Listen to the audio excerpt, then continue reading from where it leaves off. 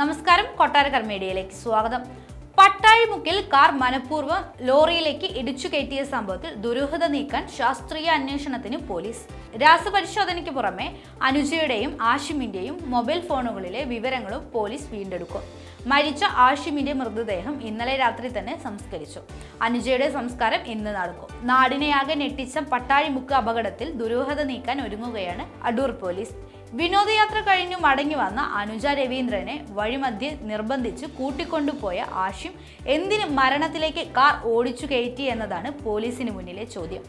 ബന്ധുക്കൾ പോലും ഇവരുടെ സൗഹൃദത്തെക്കുറിച്ച് ഒന്നും അറിയില്ലെന്നും മറുപടി നൽകിയിട്ടുണ്ട്. ഇത് ഇരു കുടുംബങ്ങളും ആവർത്തിക്കുമ്പോൾ ശാസ്ത്രീയ പരിശോധനയിലൂടെ സംശയങ്ങൾക്ക് ഉത്തരം കണ്ടെത്താനാകുമെന്ന വിശ്വാസത്തിലാണ് പോലീസ്. കോട്ടയം മെഡിക്കൽ കോളേജിലെ പോസ്റ്റ്മോർട്ടത്തിനു ശേഷം രാസപരിശോധനയ്ക്ക് ആവശ്യമായ സാമ്പിളുകൾ മരിച്ച രണ്ടുപേരുടെയും മൃതദേഹങ്ങളിൽ നിന്ന് ശേഖരിച്ചു. വാഹനാപകടം നടന്ന സമയത്ത് ഇരുവരും ഉപയോഗിച്ചിരുന്ന മൊബൈൽ ഫോണുകളും പോലീസ് കണ്ടെടുത്തിട്ടുണ്ട്. മൊബൈൽ ഫോണിന്റെ ലോക്ക് അഴിച്ച് വിവരങ്ങൾ ശേഖരിക്കാൻ കഴിയില്ല.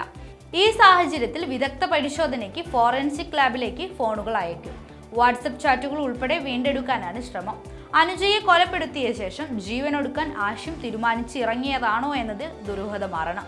അതോ ജീവനൊടുക്കാൻ ഇരുവരും ഒന്നിച്ചു തീരുമാനിച്ചതാണോ എന്നതിലും ദുരൂഹത നീക്കുകയാണ് ലക്ഷ്യം. അപകടമുണ്ടാകും മുൻപ് അനുജ അവസാനമായി സംസാരിച്ച തുമ്പമൺ സ്കൂളിലെ അധ്യാപകരുടെ മൊഴി വിശദമായി രേഖപ്പെടുത്തുമെന്നും പോലീസ് അറിയിച്ചു.